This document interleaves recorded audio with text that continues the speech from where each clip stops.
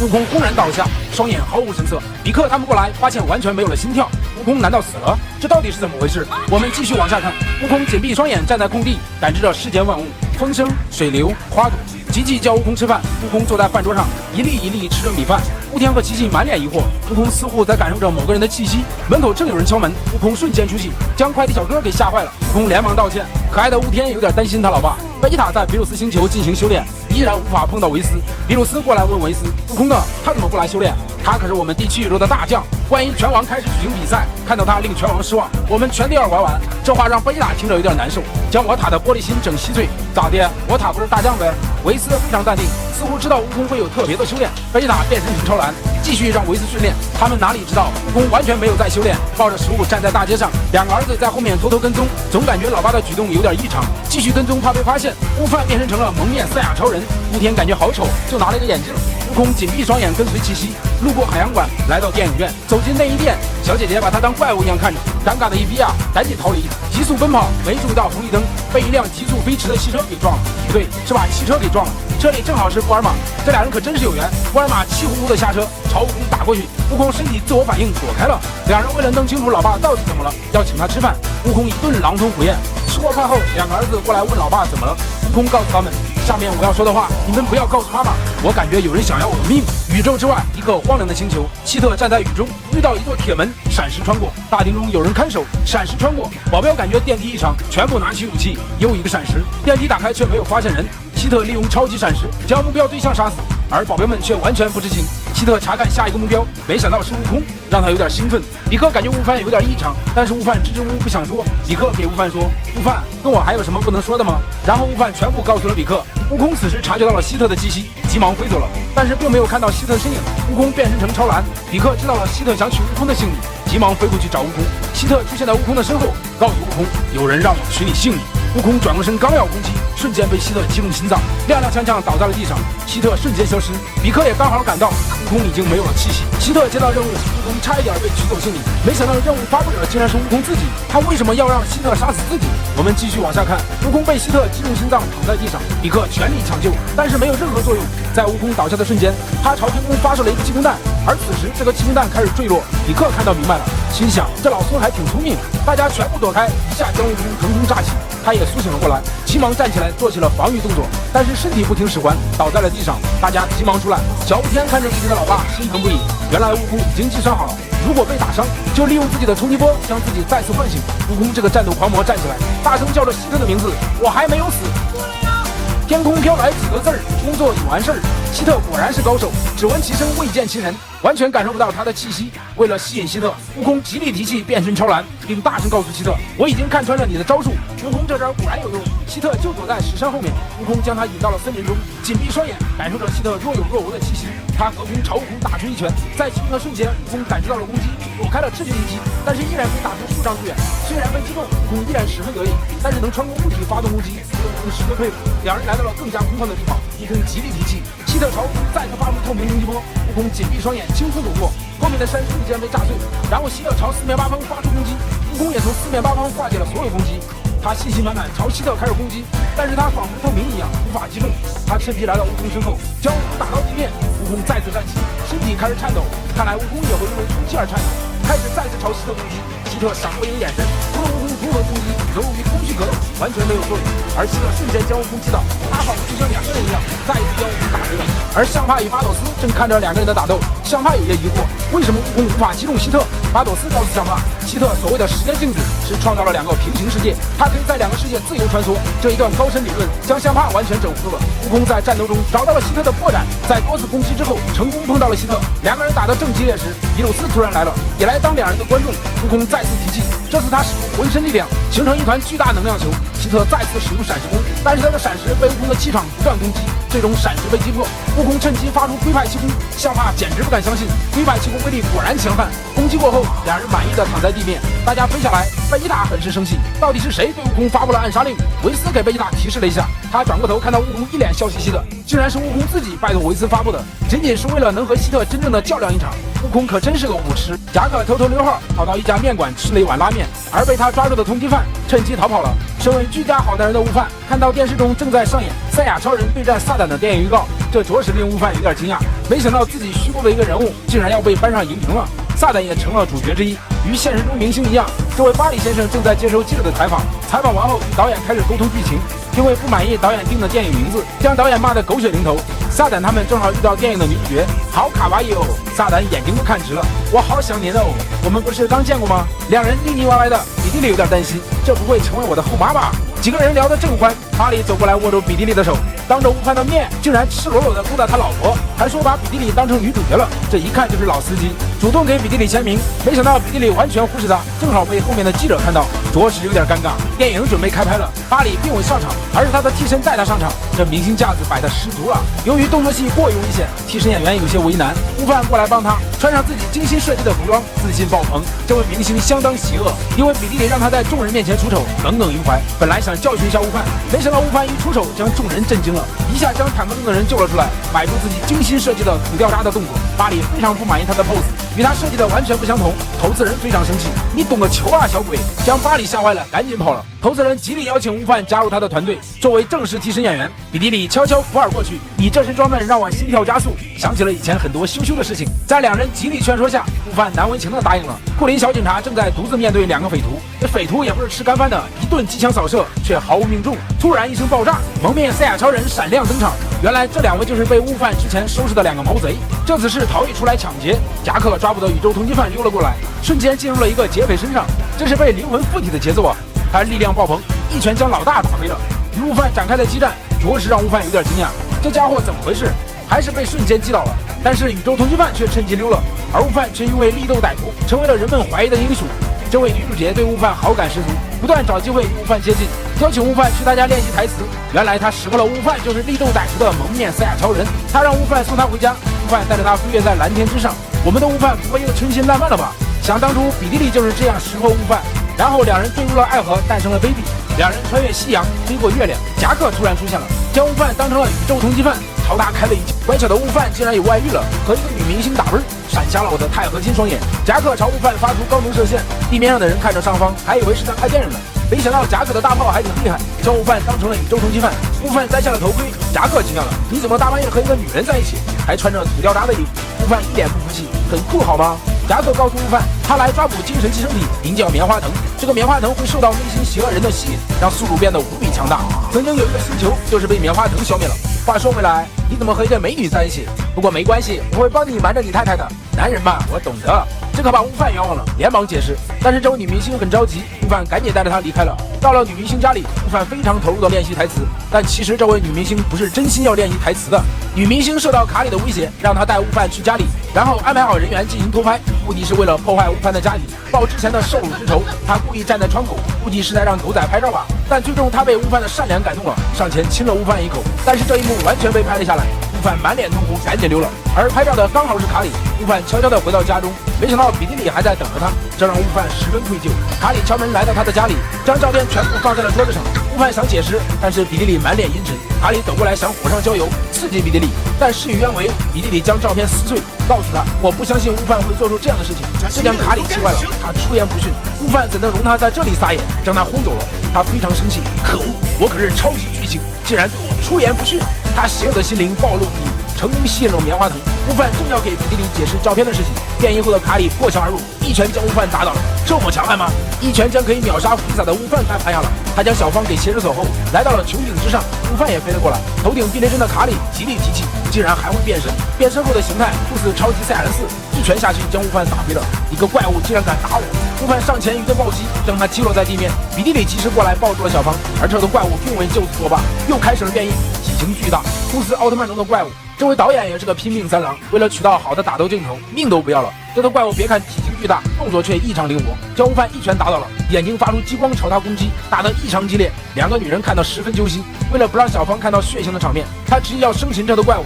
悟饭变成超级赛亚人，朝他发出龟派气功，成功击败了这头怪物。一家三口幸福地拥抱在了一起。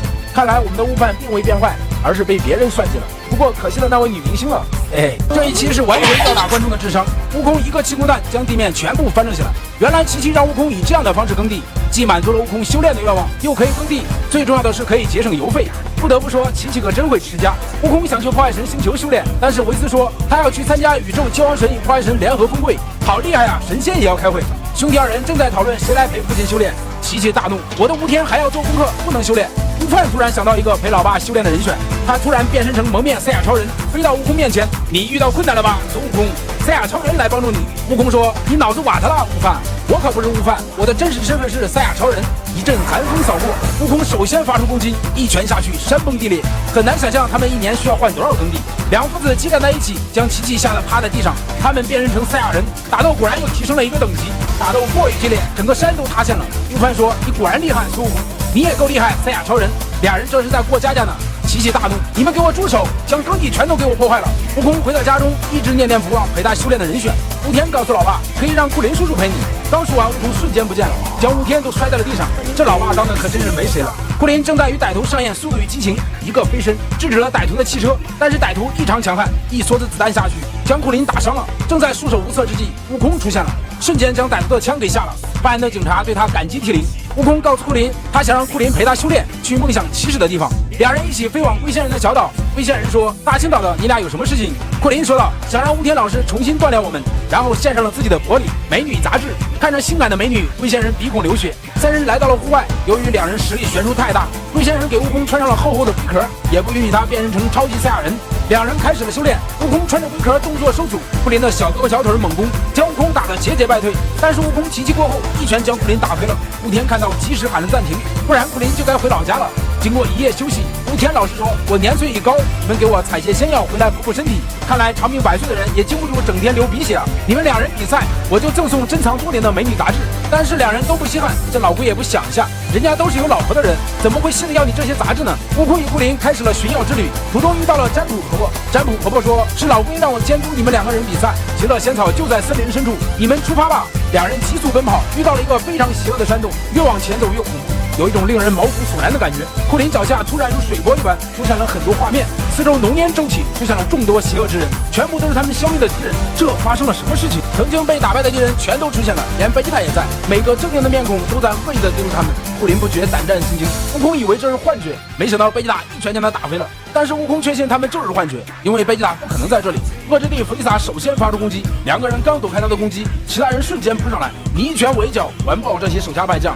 但是当库林看到丹玛里，引起了他巨大的恐惧。他第一次命丧黄泉就是拜他所赐。库林急忙逃跑，又遇到弗利萨，他一不小心从他裤裆钻了过去，撞到了树上，看到了魔人布欧，一个将他变成巧克力的家伙。这到底怎么回事？自己越怕什么越出现什么。一棵树忽然变成了福尔马，凶狠地朝库林走来。原来这一切都是龟仙人与占卜婆婆所为，是他们有意在锻炼他们。他们所属的地方叫古布森林，会将内心恐惧的记忆幻化成具象的事物。悟空带着库林，后面的敌人紧追不舍，连福尔马也会飞了。看来在库林心中，福尔马也十分恐怖。两人飞到空中，使出龟派气功，将所有敌人都消灭了。库林的内心也终于到了崩溃的边缘，但是悟空并未恐惧，而是觉得非常好玩。这完全刺伤了库林，他执意要回去。我和你是不一样的呀，你是赛亚人。说完，他扭头就飞走了。悟空在后面紧追不舍。突然，天空被藤蔓遮挡住了，白色曼陀罗喷出紫色烟雾，烟雾都变成了一个个敌手，一把抓住了悟空。而库林被丹玛里一拳打飞了。悟空变身成超级赛亚人，左勾拳右鞭腿，将敌人全都击倒。而库林一头撞在了山上，他疼痛地看着上方，明白了悟天老师的用意，只有完成任务才能出去。库林刚站起来就被敌人团团围住，两拳下去将库林打进了无底深渊。而悟空还陷入苦战之中，刚消灭一批，就瞬间变出了一批，似乎没完没了。悟空变身成超三，想将他们彻底歼灭，没想到他们也变得硕大无比。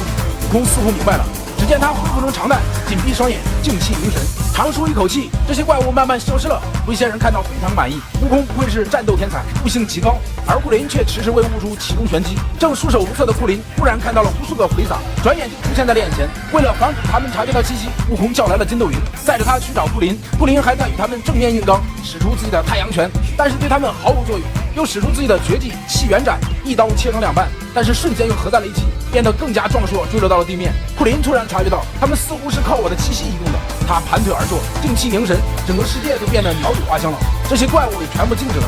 库林明白了雾天老师的用意，让他超越自己，气场发生了质的变化，一拳下去将所有怪物消灭了。而占卜婆婆使出了最后一关，超级神龙忽然出现了，将悟空与筋斗云紧紧缠住。由于担心会破坏筋斗云，悟空无法出手。神龙向库林发出攻击，按照龟仙人的说法，库林这是进入了无我境界，瞬间发动攻击，一拳将神龙打飞了。悟空与库林合力发出龟派气功，彻底将假冒神龙消灭了。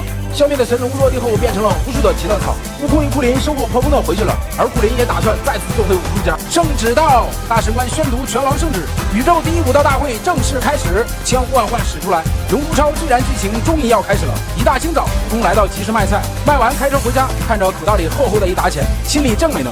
途中遇到一个人寻求帮助，车子陷到了坑里，悟空好心下来帮他，没想到他们是一群劫匪，看上了悟空的车子，太棒了，这是胶囊公司出的新车，肯定可以卖个好价钱。这悟空哪会同意，打算教训一下这帮不知天高地厚的匪徒。悟空速度极快，匪徒的枪完全无法击中他，天下悟空无坚不摧，唯快不破。悟空瞬间来到匪徒面前，一个手指将他弹飞了。悟空给库林打起电话，想让库林陪他修炼，但是库林这边正忙着呢，脱不开身。他又给维斯打起了电话，忽然亮起的权杖打搅了两个人静默的休闲时光。悟空问维斯可以陪他修炼吗？维斯很高兴的答应了，但是必须带着美食。悟空急忙回到家中，换上了练功服。悟天也想跟着老爸去锻炼。琪琪听到突然出现，说什么也不能去。琪琪正在叨叨的没完没了，俩父子悄悄溜走了。琪琪发现后气得大叫，俩父子一阵窃喜。悟空来到医院寻找贝吉塔，看到大肚子的布尔玛，还以为他是吃多了，殊不知布尔玛怀了2胎。贝吉塔好厉害呀！大家满心欢喜的等着孩子的出生。贝吉塔是抑制不住的高兴，马上就要再次当父亲了。悟空突然前来将他吓了一跳，想邀请他一块去比鲁斯星球修炼，但是贝吉塔说什么也不去。两人开始了激烈辩论，为什么不去啊？你没看到布尔玛怀孕了吗？又不是你生孩子，有什么关系吗？笨蛋，这种情况下不陪伴，女人会恨你一辈子的，是吗？悟天出生时我当时死了。贝吉塔可真是一个好丈夫，不愧是宠妻狂魔。维斯前来打算接走悟空，他说道，毕竟生孩子的是布尔玛，你跟着一块去修炼吧。但是贝吉塔执意要陪伴着老婆。维斯带着悟空走了。悟空来到比鲁斯星球，献上美食，然后就开始了和维斯的修炼，正打得热火朝天。悟空突然想起来宇宙比赛的事情，但是他张口闭口都叫小拳，惹得比鲁斯大怒，警告悟空不要与拳王走得那么近。拳王看似单纯，但就是因为这份单纯才更加恐怖，做任何事情不讲规矩，只凭心情好坏。但是悟空就是不提，比鲁斯有意破坏掉悟空，因为单纯的悟空对宇宙来说也是一份威胁。悟空甚是聪明，成功转移比鲁斯注意力，然后按下了按钮，来到了拳王宫殿。卫士们急忙开始警戒。悟空问拳王什么时候召开武道大赛呢？非常有意思。拳王听到一激动将面前的星球踢倒了，掉在地上瞬间消失了。这就是拳王的恐怖之处，难怪比鲁斯害怕呢。拳王同意了，马上举办，让大神官全权负责安排。悟空回去了，比鲁斯一拳打在了悟空的心脏，这是对你无视我忠告的惩罚。但是悟空说，拳王人可好了，他已经答应举办武道大赛了，并且会将比赛的事情通知各个宇宙的界王神。3人来到界王神星球，比鲁斯正坐着品茶呢，大神官突然来了，众神急忙跪下。大会的日程和内容定下来了，大神官拿出圣旨，每个宇宙选出10名选手参加力量大会。比鲁斯满脸紧张，而悟空却十分兴奋。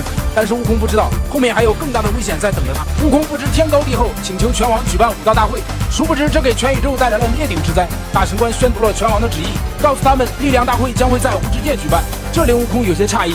比鲁斯一脸怒气地看着悟空，那里是没有时间与空间的混沌之地，这样就可以尽情的比赛。而作为最优秀的选手，将会奖励超级龙珠，可以实现任何愿望。界王神有些疑问，作为获胜的宇宙有什么奖励呢？大神官告诉他们，获胜什么都没有，这让大家有些失望。难道获胜了什么都不给吗？因为悟空是拳王的好朋友，大神官将还没有公布的消息告诉了他们，战败的宇宙将会被拳王清除掉，这让大家惊恐万分。尤其比鲁斯吓得满头是汗，所有人都颤抖了。大神官继续给悟空说，由于未来的拳王没有看到过力量大会，所以希望悟空以第9宇宙的选手举行全栏比赛，在1个小时内聚齐3名选手去往拳王宫殿。说完，大神官就走了。悟空完全沉浸在比赛的事中，但比鲁斯气坏了，朝悟空大骂，混账！你知道你给全宇宙带来了多大的灾难吗？这将会让6个宇宙消失。悟空也满心愧疚，我去找小轩，让他别侵入掉宇宙。维斯告诉悟空，你还是不要去了，这是拳王与大神官决定的事情，惹恼了我们立马会被清除掉。悟空真是单纯的让人哭笑不得，他根本不懂，在绝对权力面前，你只不过是一个玩物罢了。悟空强大精神，看来我是一定要赢了。比鲁斯让悟空赶紧去找人，他第一个找的就是贝吉塔，但是贝吉塔说什么也不去，他要一直陪着老婆。悟空又找到悟饭，告诉悟饭所有事情，这把悟饭吓傻了。悟饭转过身子，埋怨老爸都干了些什么呀？为了他所爱的人，悟饭答应老爸前去比赛。悟空第3个找的是布欧，虽然力量被削弱了不少，但是在地球上至少也能排第4。悟空将3人带到了界王神星球，大家看到有点怀疑，这几个人实力行不行啊？撒旦也尴尬的笑了。皮鲁斯警告撒旦，不许斗嘴，不许手贱，否则直接破坏掉。他们在走廊中遇到了第9宇宙的选手，是3匹狼，一个个面目狰狞。众人给大神官跪下，他大手一挥，大家全部坠落到擂台之上。其他宇宙的界王神与破坏神作为观众进行观看。悟空给相怕打了声招呼，撒旦劝他不要大声喧哗。悟空说：“我跟他认识了，没关系。”结果大神官警告悟空不准大声喧哗。悟空一脸尴尬。大神官告诉了众神此次比赛的目的，然后请出了拳王。悟空这个不知天高地厚的家伙，大声叫了一句“小拳”，自认为关系很好，飞到了拳王身边。这把皮鲁斯彻底吓尿了，一把将悟空丢了下来，赶紧给拳王鞠躬道歉。撒旦与皮鲁斯一顿劈头盖脸大骂，众神议论纷纷，这让地区宇宙丢尽了脸面。大神官阻止了大家的议论，告诉众神，此次比赛是地区宇宙的孙悟空提出的。下面有请孙悟空发言。听说宇宙中有很多高手，所以我请小拳帮忙，想和高手过招。拳王下来给他加油助威，全场鸦雀无声，估计都被吓傻了。这谁啊，竟然和拳王是朋友？为了他，竟然将我们都召集在一起。第9宇宙界王神问道：“赢了会有什么奖品呢？”大神官告诉他：“赢了没有奖品，但是输了或者不精彩，有可能被清除掉。一切按照拳王的想法来。”这把他们吓坏了。比赛正式开始，第9宇宙选手率先出场。再看第7宇宙的选手竟然睡着了，将众人吓尿了。撒旦拿着巧克力赶紧叫醒布欧。第1场比赛正式开始，两人展开激烈战斗。红狼擅长腿法，将布欧像皮球一样踢来踢去。众人都以为布欧躺在地上输了，其实布欧是先陪他玩玩而已。悟饭中毒太深，他紧闭双眼，紧紧抱住二郎，要与他同归于尽。这到底发生了什么？一只狼狗竟然逼得悟饭同归于尽。这一场悟饭对战二郎，二郎一脸邪恶之气。由于悟饭长时间没有战斗，对自己缺少信心，但是悟空相信而出，因为悟饭体内蕴含着巨大的能量。大神官宣布比赛开始，二人同时发动攻击，上来就展开激烈的拳脚攻击。悟饭发出致命一拳，被二郎轻松躲过，紧紧抓住悟饭，突然喷出紫色烟雾，毒瞎了悟饭的双眼。所有人都惊呆了，兵不厌诈。悟空一脸紧张，武器看起来非常强。悟饭在台上只有挨打的份儿，界王神赶紧拿出仙豆，但是悟饭宁死不吃，他要靠自己的力量战胜这邪恶的家伙。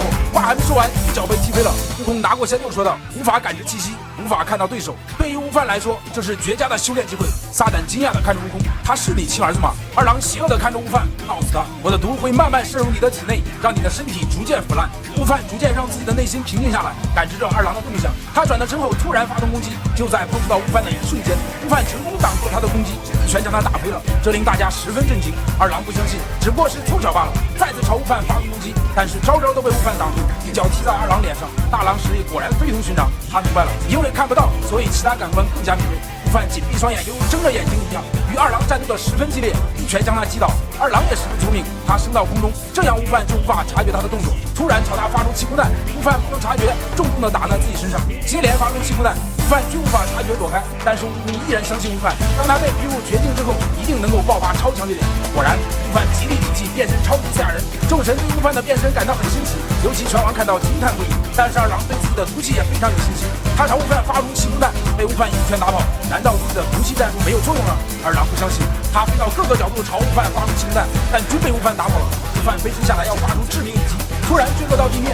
维斯告诉他们，由于变身超级赛亚人，血液流速加快，毒气已逼入五脏六腑。这下二郎爽了，他不断朝悟饭喷射毒气，然后朝悟饭不断进攻。悟饭内心非常气愤，再次变身超级赛亚人。二郎朝他发出大量毒气，悟饭钻进毒雾之中，紧紧锁住二郎，朝地面撞击，擂台都被撞出一个深坑。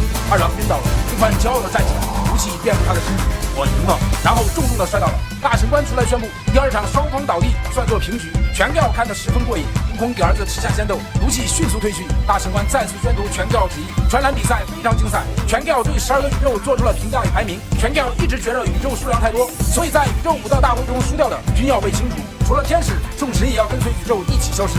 这把众神吓完了。第3场比赛是悟空对战大狼，到了最燃的一场比赛了。大神官宣布，在宇宙大会中输掉的均要被清除，这震惊了全宇宙的众神，哪还有心思看下面的比赛？都在议论纷纷。想怕想逃跑，但是他能逃出这12个宇宙吗？而大狼却趁机挑拨离间，制造舆论优势。他指着悟空说道：“你这个恶魔是我们全宇宙的敌人，我要彻底消灭你！”气氛一度紧张到极点。大狼向拳王跪下，请求拳王答应，只要打败孙悟空，就不要清除掉宇宙的计划。他的言论引起了众神的附和，尤其他的领导兴奋不已，这将比武鲁斯气坏了，太可恶了，竟然将我的悟空说成了坏人。拳王答应了大郎的请求，并且夸赞他说的好棒，得到了拳王的夸赞，大郎无比激动，这可是祖坟冒青烟的荣誉啊！大神官告诉悟空，如果比赛中不使用全力，故意放水，拳王将会立马清除掉所有宇宙。悟空这个钢铁直男告诉大神官一定会全力以赴，有几个宇宙由于整体水平较高，比赛中会免疫清除，在一旁幸灾乐祸，真是应了郭老师那句话，看出兵的不怕兵大。大郎与悟空的较量开始了，他不断试探悟空的实力，一脚将悟空踢飞，两人展开了激烈的打斗，一掌下去差一点毁掉悟空的眼睛。接下来大郎的动作让众人不解，敞开胸怀，让悟空尽管击打。还有这好事儿，悟空使出全力不断击打，大郎强忍疼痛，只见悟空的拳印闪闪发光，大郎的体型变得更加巨大，力量汇集在他两个拳头上，朝悟空进攻，这力度果然变大了许多，与悟空再次激战在一起。受到悟空强烈击打之后，体型变得更加强大了，悟空上前攻击，一拳将他 KO。界王神告诉他，大郎可以将受到的攻击化为己有，然后力量翻倍回击，也就是说他可以无限增强力量，你们绝无吧！第9宇宙，悟空似乎早有对策，他极力提气，变身超级赛亚人进攻，大郎力量再次得到提升。就这样，在和悟空的对战中，不断增大自己的体型，他一拳下去将擂台击碎，而悟空却并不怯他，因为他早已领教过利用对方力量的对手。由于体型变得巨大，动作异常缓慢，悟空利用身体变大后的死角飞到他的身后，一脚将他踢倒，然后发出大量气功弹，故意让大郎不断变大。原来自己的优势却在悟空面前变成了劣势，这令其他宇宙的众神感受到第7宇宙的可怕之处。悟空飞到空中，变身超蓝，又使出自己的看家本领界王拳。大郎发力准备踢挡，悟空发出龟派气功，但是大郎根本不是悟空的对手，整个气功波打在大郎身上，悟空落地，大郎倒在悟空的面前。大神官宣布拳坛比赛第7宇宙获胜，不愧是倒数第1名的第9宇宙，彻底歇菜了。大神官将宇宙武道大会的规则告诉了众神，还没等大神官讲完，婆婆下来要挑战孙悟空，因为他觉得悟空太狂妄。看来悟空树敌众多，成了众矢之的。悟空为了满足自己的战斗欲望，置全宇宙生死于不顾，这让为正义而生的婆婆无法忍受。他来到擂台之上要教训孙悟空。界王神向拳王请求允许这场战斗，拳王欣然答应。大神官让他们尽情战斗，婆婆满嘴正义，她将悟空当成恶人，而毗卢斯也看出了他的实力非比寻常。婆婆身上散发的气息让悟空的皮肤感到刺痛，那是一种十分恐惧的威严。婆婆摆出自己的正义造型，她是傲娇战队的首领，挥舞着她那巨大的拳头开始进攻。悟空发出一声冷笑，没想到婆婆并未正面攻击，而是飞到悟空上方，急速旋转将悟空甩起来，一脚踹到地面。悟空刚要攻击，又被婆婆抓住了手臂，婆婆粗糙的手臂将悟空都挣脱臼了。毗卢斯他们震惊万分，体型巨大却异常灵活。悟空自己将脱臼的手臂复原，看到婆婆一身正气，众神对他一致好评，尤其拳王。悟空变身超级赛亚人开始进攻，没想到他这么快的进攻对托钵毫无作用。悟空退回来，托钵发出正义闪光，悟空急速逃脱，但是托钵毫不留情。悟空发出龟派气功，两个大绝激烈碰撞，爆炸过后，悟空正在大口喘息，托钵突然来到他的身后，一把将他抱住，痛得悟空大叫。谁宇宙破坏神告诉他们，这是正义勒喉，是托钵最大杀手锏。悟空丝毫无法动弹，而托钵却又增强了力量。悟空已经两眼翻白，超级赛亚人之气也已经消失。就在悟空无计可施之际，他瞬间变成超蓝，挣脱了托钵的束缚。这让托钵甚是惊讶，没想到悟空还隐藏着力量。托钵再次朝他攻击，却完全打不到，反被悟空一拳打在平地上。然后悟空不断暴击，毗卢斯也是兴奋不已。托钵调整好状态，两人以最强力量展开了激战。拳王的眼睛都快跟不上两人动作了，将会场搅得天翻地覆，到处都是坑坑洼洼。悟空不断用脚踹击托钵，用力一脚将他踢到地面。悟空使出龟派气功，托钵朝悟空发出正义闪光，没想到悟空瞬间消失，来到地面，又急速来到他的面前，将龟派气功发射了出来。这么近的攻击，不仅够托钵很有的，但是他并未倒下，而仅仅只是衣服受损，但这已经非常伤害他傲娇的心灵。托钵怒气急速上升，悟空再次突破极限，使出界王拳，两人超强之战一触即发。拳王看到兴奋不已，大神官偷偷地观察着拳王。就在两人发力之际，大神官突然叫了暂停，但是拳王还想看。大神官告诉拳王，这样打下去必定有一人命丧黄泉，那样的话宇宙大会就会搞砸了，不如等到正式比赛再欣赏吧。拳王同意了大神官的做法。悟空看到托钵兴奋不已，要过来与他握手，但是托钵完全不屑和他握手，因为在托钵眼中他就是个恶人。他告诉悟空，在11宇宙我并不是最强的，你是不可能战胜祁连的。拳坛比赛就于托钵的加戏中结束了。大神官宣布，宇宙武道大赛将会在40小时后举行。众神都回到了各自的宇宙，准备筹集人手。拳坛比赛在悟空和托钵的对战中结束了，距离宇宙武道大赛仅剩下40小时，众神各自归位。而悟空他们能集齐这10名选手吗？地球上的小伙伴都在为波尔玛生孩子忙碌着。悟空他们突然胜利归来，正好遇到琪琪在准备美食。波尔玛在练功房做产妇早操，艾依塔在门口守着波尔玛，他十分担心波尔玛这剧烈运动。赫南克斯正好看到父亲温柔的一面，让贝塔极难为情，转身就要离开。悟空与比鲁斯正在大口吃肉，但是界王神完全没有心思。悟饭问界王神：“地区宇宙有人类的星球有几个呢？”界王神告诉他：“现在剩下28个，有几个已经毁灭了。”但是他并不清楚哪些宇宙有超强力量。老界王神垂头丧气，因为他们在全宇宙排名倒数第2，胜利的希望非常渺茫。但是悟空依然十分兴奋，他将胜利描述得非常简单。悟空想起来可以让莫纳卡参加比赛，这突如其来的想法将比鲁斯整得措手不及。说什么不让莫纳卡参加？悟饭提议让库林参加，但是撒旦却保持怀疑态度。悟空与悟饭走过去坐下，两人利用意象模拟库林3郎的战斗，最后库林不幸输掉。但是悟空对库林有十足的信心，因为库林又开始修炼了。他们在讨论身边的每个人谁可以参加比赛，最后他们定下来9个人，还差1人。小界王神也立马动身，前去调查其他星球是否有超强力量的人。而贝吉塔还不知道这发生的一切，正在给孩子起名字呢。悟空走过来，故作惊讶，告诉贝吉塔一个好消息：宇宙非常大，10宇宙的突破，我变身超蓝都无法打赢他。贝吉塔非常惊讶，宇宙武道大会是80人混战，非常刺激。比鲁斯朝他怒吼：“这是命令，你必须去！”贝吉塔告诉他们：“如果非要我去，就说服布尔玛，否则我绝不去。”宠妻狂魔贝吉塔连比鲁斯的老脸都不给了。无奈维斯走进布尔玛的房间，4人门缝偷看。维斯看着他的大肚子，权杖一挥，玛丽轰！权杖闪现出一团耀眼的光束，瞬间将婴儿变出来了，落在了布尔玛的怀里。大家惊叹不已。维斯转过身告诉贝吉塔：“贝吉塔先生，这次可以参加了吧？”看着自己的老婆孩子，贝吉塔眼神透露出无限的爱。大家围坐在一起，看着刚出生的婴儿甚是欢喜，而贝吉塔却远远背对而战。撒旦朝他做出鬼脸，将小家伙吓哭了。贝吉塔气得突然变成超蓝，看来他的内心十分在意小家伙的一举一动。而特南克斯却一心想要个弟弟，可以陪他修炼。特南克斯抱着走到贝吉塔面前，他看着自己的孩子，赶紧接了过来，父爱油然而生。而悟空开始行动，寻找参赛的战士。悟空与儿子开始出发，寻找参赛战士。库林正忙着收拾罪犯呢，一拳将罪犯干倒。小姐姐十分感谢他，两人在空中看着库林做的好事，爬树救大黄猫，激斗歹徒，指挥交通，扶老太太过马路，上演速度与激情，智擒罪犯。这将我小学写作文时的好事全做了。悟空下来对他一顿表扬。回到家中，悟空告诉库林宇宙武道大赛的事情。库林想参加，但是没有什么信心。同时，悟空邀请冰美人18号参加，冰美人本不想去，听到悟空说参加有1000万，欣然答应。悟空欺骗他们也是无奈之举啊。在大赛之前，悟饭和库林打算进行一场战斗，几人来到海边，悟空和冰美人远远看着两人。悟饭作为地区宇宙的队长，他想测试一下库林的战斗力，看他是否有资格参加比赛。悟饭稍一分心，库林趁机进攻，回过神后，悟饭一拳将库林击倒，两人展开了一番激战。库林飞到上方，使出100倍太阳拳，霎时间整个世界都异常刺眼。悟空他们戴上了眼镜，库林隐藏气息，趁机偷袭悟饭，将悟饭打出了擂台。悟饭真诚鞠躬认输，承认自己小看库林叔叔了。悟空看到库林那么强，也想和库林交手。几人来到撒旦大厦的顶楼，在一个平坦的飞机坪，悟饭提醒老爸，力量大会马上要开始了，你们要速战速决。而18号非常担心库林，因为他的对手是悟空，实力差距太大了。他的女儿也在为他加油助威。两人再次开始比赛，犹如年少时第一次参加武道大赛的样子。看到两人真挚的友谊，上天都被感动哭了。下起了大雨，两人开始战斗。库林发出元气斩探入，悟空轻松躲过，然后库林使出太阳拳，就在悟空躲避的瞬间，发出无数个气元斩，这么密集的攻击，悟空的脸都被划伤，顺手消灭了他的攻击。库林趁机发出大绝，要将悟空打出场外。平时的状态已经无法抵挡库林的攻击，悟空极力提气，变身超级赛亚人，而库林却消失了。悟空精气凝神感受库林的气息，他突然发现库林，朝他发出气功弹，库林急速逃跑，落地后只见悟空脚下圆盘脱落，幸亏及时跳跃，不然已经坠落下去。原来库林以3个元气斩作为佯攻，第4发将他脚底击碎。悟空恍然大悟，力量大会不单比试力量，也需要比试智慧。悟空看到库林的可怕之处，极力提气变成超蓝。库林看到超蓝，恐惧之感由心而生，因为他见识过超蓝的力量，强大无比。两人都准备发射龟派气挥，真正进行力量的比拼。两个大绝激烈碰撞在一起，悟空稍一用力，对冲不断逼向库林，他极力嘶吼。就在千钧一发之际，18号及时出手制止了比赛。库林倒地，双手开始颤抖。18号告诉库林，比赛并未终止，他要和库林联手，夫妻同心，其利断金。这场战斗也让悟空明白了，战斗不能一味冲冲冲，而要多动脑子。如果真这样贸然上场，后果不堪设想。接下来悟空要去会会17号，劝他参加宇宙武道大赛。这一期是集体吐槽悟空的一期。悟空在全篮比赛上狂妄的样子，惹得众神非常不高兴，各自回到宇宙后进行视频通话。但是界王神并不团结，七嘴八舌的讨论一番，最后不欢而散。悟空开始寻找第2个参赛选手，布欧大胖球。想当年小布欧非常之强，不过现在的布欧他出来了，这模样好像第1个邪恶布欧。在全篮比赛上的格斗让布欧兴奋不已，他非常期待宇宙大赛的到来。看到布欧变成格斗体型，悟空想与他较量一番。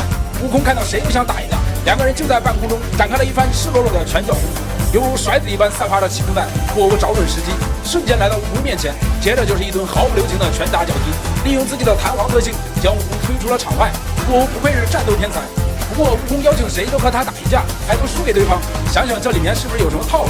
桀骜神开完会，破坏神又开启了视频会议，唯独比鲁斯没有参加。看到悟空傲慢无礼的样子，着实把几个破坏神气坏了。但还是巴斗斯比较明白事理，他提醒几位破坏神，如果不是悟空提议举办武道大赛，那几个名字靠后的宇宙早已经被拳王嗝屁了，还有时间在这比比刀呢？但是他们丝毫没有感谢悟空。骄傲战队的首领托珀对悟空是念念不忘，突然发出警报，赶紧开着大飞船出发。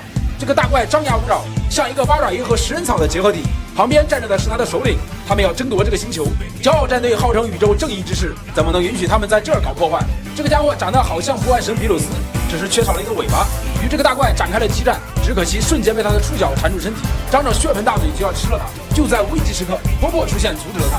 原来这个长得像比鲁斯的人是音速战士迪斯科，三人又摆出土掉渣的 pose， 合力将这个大怪物打倒，又抓住他的首领，俩人一起归西了。托珀告诉他宇宙武道大会的事情，他们打算将吉连请入山。此时的吉连正在修炼。悟空来到天神殿询问17号的下落，这个大黑胖子怒吼悟空，让悟空叫天神大人。悟空见到拳王只叫小拳，太把自己当个冲了吧。悟饭又找到他的比克爸爸，让比克重新训练他。而此时距离宇宙武道大赛仅剩37小时，但地区宇宙还没有找齐参赛选手。什么？当年不可一世的17号竟然结婚了，还有了自己的孩子，这还要从悟空拜托天敌寻找他的下落说起。天敌利用神力找到了17号的下落，带着悟空前往他所守护的小岛。天敌告诉悟空，17号现在做了动物保护员，并且依然十分强悍。到达地方后，悟空下去开始寻找17号，穿过厚厚的云层，看到了一个犹如世外桃源般的小岛，岛上有着数不清的奇珍异兽，而17号正在收拾岛上的偷猎者。天下武功无坚不摧，唯快不破，无数个子弹瞬间被17号拿下。看到子弹无用，偷猎者拿出迫击炮轰炸过后，17号开始攻击。这些手无缚鸡之力的人类在他面前简直弱爆了，将他们的头头一拳干倒。悟空下来要与他打招呼，但是17号似乎并不认识他。众说着话，更大的军团开始来袭，汽车轰鸣声震天动地，首领信誓旦旦打算好好教训他们，只可惜他们遇到的是拥有超强力量的人。悟空一拳将坚船利炮消灭，然后把他们送出了小岛。但是这群利益至上的人似乎并不死心。17号告诉悟空，不断有人侵扰岛屿，就是因为岛上有一个神奇动物，名叫陶洛斯，他的脚异常昂贵，待在岛上的目的就是为了保护他。陶洛斯看到悟空这个生人急速奔跑撞过来，他们及时飞到了空中。由于人类不断的猎杀，他变得非常敌视人类。17号制造出来的目的就是为了击败孙悟空，但是未曾找到悟空就被杀戮吸收。所谓并未谋面的两人打算较量一番，悟空迫不及待的变身超级赛亚人，主动发起攻击。两人在天空中展开了一番激战，悟空猛击一拳被17号轻松躲过，一个回旋踢将他踢飞。悟空及时停下，两人再次激战在一起，犹如两道优美的曲线不断在黄昏中勾勒着画面。两人的激战使海弥漫产生巨大波澜，激战的身影在黄昏的映照下显得曼妙无比。17号一拳击中悟空的腹部，犹如排球一般不断朝上击打悟空，重重一拳将悟空打进云层之中。看来超二状态也无法战胜17号。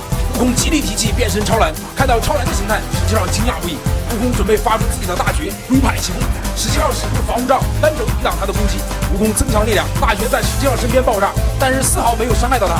突然出来朝悟空打出一拳，顿时闪电雷鸣。悟空极力嘶吼，空气都无法承受这么强的气场，剧烈爆炸。两人朝地面飞行，不断激战，以极强的力量冲进海里，飞出来停在半空中。为了保护岛屿，停止了打斗，但是他们都未曾使出全力。看来17号的力量不容小觑，竟然可以和被维斯指导过的悟空不相上下。悟空想邀请17号参加宇宙武道大会，但是他根本不想参加。没办法，悟空告诉他实情，这次比赛非比寻常，一旦输了，宇宙都会消失。虽然结果恐怖，但对于佛系的17号来说无所谓，大家一起消失很公平。这套理论让悟空有些惊讶。而从宇宙中又来了一伙偷猎者，看来又有一场激战等着17号。自己的宇宙遇到了巨大危机，最亲爱的人都可能无法保护。他找到自己的比克爸爸，诚心要进行一番艰苦修炼，但是悟饭的实力真的不堪一击，几招下去就被击中。而在悟饭来之前，悟空已经找过比克，他想让比克好好训练悟饭，他早已准备好仙豆，看来这次训练势必艰苦。两人都准备好，悟饭极力提气变成超级赛亚人，天空中下起大雨，悟饭上前攻击，与比克激战在一起，但是迟钝的身体与要强的心还是有距离的，一拳被击中腹部。比鲁斯看着他们兴高采烈的样子，心里十分不爽，想告诉他们宇宙大赛的真相，但是维斯奉劝他不要说，不然什么输了宇宙就要被毁灭？为什么会变成这样？就是因为悟空自作主张跑到拳王那里。自作主张？那你没有拦着吗？放老孙一个人去，你应该知道事情会发展成这样吧？你这样也算什么？这笨蛋傻瓜蠢货废柴神。经过维斯的描述，比鲁斯放弃了说出真相的冲动。比克还在雨中训练着悟饭，一拳将悟饭打倒在地面。比克大声告诉悟饭：“你现在是空有气势，但是丝毫没有强大的力量，你连原力都发挥不出来，更不要说保护你的老婆孩子了。”听到比克这样的刺激，悟饭内心悲愤不已，他极力提气，将内心的力量释放出来。他的比克爸爸不断刺激着悟饭的潜力。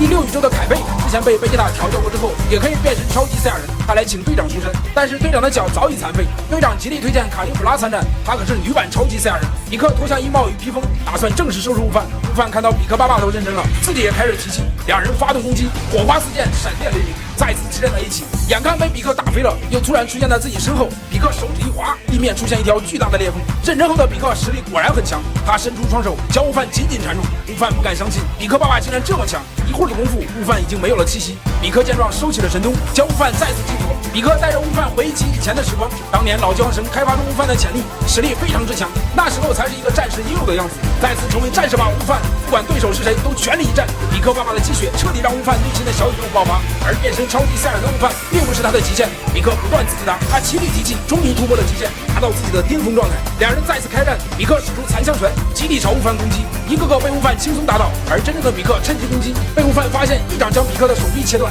比克假装疼痛，也逗悟饭十分担心，却在背后偷袭。天真的悟饭又让比克爸爸上了一课，做人做事不能太天真。晚上两人烤起了恐龙肉，但是这回恐龙大哥并不知道，睡觉的时候竟然被别人割了尾巴，赶紧逃跑。悟饭从小受到比克的特训长大的，比克对他的感情也很特别，他打算继续训练悟饭，让他真正突破自己的极限。而此时距离宇宙武道大赛仅剩9个小时，一群透露着邪恶之气的僵尸追赶着无辜百姓，而食肉之人竟然是一个妙龄少女，她还是一个被龟仙人砍头之人。难道龟仙人的猥亵让他产生了报复心理？一切要从悟空寻找龟仙人说起。悟空来到龟仙人的小岛，悟龙告诉悟空，龟仙人去了天津饭的武馆，没想到天津饭都开始收徒弟了。悟空立马动身前去寻找他，气沉丹田，重心放低，看着这群秃头练武，武天老师实在无聊，本来以为过来有美女呢，没想到全是臭男人。正在此时，门口来了一位妙龄少女，嘴里念叨着：“终于找到你了，三只眼秃驴。”她凶狠地朝前走着，饺子带她前来觐见。天津饭观察着她，将她看得十分紧张，难道露出了破绽？龟仙人闻讯急忙跑来，看着这位美女丰满光滑，弹力十足。美女急忙遮挡住隐私部位，龟仙人爽得已经不行了。因为是女性，天津饭不想收她为徒，但是龟仙人扛起来就走，他要提供1对1的贴身指导。悟空也来到了天津饭的武馆，他突然下来，将师徒众人吓一跳。悟空告诉天津饭宇宙大赛的事情，问到武天爷爷在哪里。天津饭尴尬了，这怎么让他说出口？他的武天爷爷正在揩油。为了更好的提供贴身指导，龟仙人给他穿上了迷你裙。他一脸认真的样子，要在训练之前除去他邪恶的内心，将美女整得十分紧张。他以为被看穿了，龟仙人扑上前来，美女吓得惊恐万分，没想到指着他的屁股说：“这里就是邪心。”鼻孔冒烟，追着美女跑。悟空推门看到这一幕，非常识相的关上门离开了。龟仙人猛扑上去，没想到他的衣带开了，他这把老骨头怎么受得了？鼻孔冒烟窜出去了。美女急忙跑出去，正好遇到三只眼的徒弟，拿起咒符。而悟空和天津饭正在茶馆喝茶，听到有人说武馆的人在闹事，他急忙赶来，看到有一群僵尸在追赶百姓，他们被施了咒符，完全没有人性，横冲直撞，见到人就咬。龟仙人看出来这是妖术，到处都弥漫着妖气，就连饺子的超能力都不起作用。而这位美女也终于露出了本性，她要让天津饭的武馆名誉扫地，目的就是为了打败三只眼秃驴。听到这个称谓，天津饭想起来小时候那个成天嚷着要打败自己的姑娘。龟仙人说道：“我来处理吧，你还不擅长与女性打交道。”让悟空和天津饭去拯救他的徒弟。两人站在屋顶，美女看到四老头就来气，上前开始攻击，但是打在他身上就像挠痒痒一样。龟仙人弹到灰尘，他正要发起攻击，把美女吓得脚下不稳摔倒了，正好让老龟看个精光，鼻孔冒烟，大声说道：“美女岂能受这份侮辱？”一脚踢在他裤裆，叮铃哐啷，痛得摔倒在地。晕倒的龟仙人被他贴上了咒符，像个丧尸般站起来。美女念起一段咒语：“麻利麻利轰！”只见龟仙人上前开始攻击天津饭，几招下去将天津饭打倒。而他再次念起咒语，龟仙人突然变身，身体变得异常强壮。天津饭也使出哪吒的绝招三头六臂，给我上！三老头把三只眼秃驴打倒。龟仙人使出自己未曾授予弟子的绝招，天津饭丝毫不能动弹，瞬间被打倒。接着龟仙人发出龟派气功，悟空看到不妙，瞬间过去打飞了龟仙人的大绝。美女看到惊讶不已，悟空提议准备领教龟爷爷的高招，两人激战在一起。悟空可以确定，龟爷爷平时绝对在偷偷修炼，因为他感受到力量非常之强。由于时间有限，悟空打算结束掉这闹剧，发出龟派气功，而美女打算再次施法。饺子为了阻止他，使出超能力将他裙子掀开，龟派气功落地，龟仙人的咒符消失。而这位美女非常生气，好不容易学到的妖术就这样被破解了。他告诉三只眼秃驴：“我会继续修炼，早晚打败你。”而天津饭看到他如此天真可爱，并且深得龟仙人的喜爱，决定收他为弟子，教他习武修炼。天津饭和龟仙人也打算加入战队，地区游战队终于集齐了，力量大会即将开始。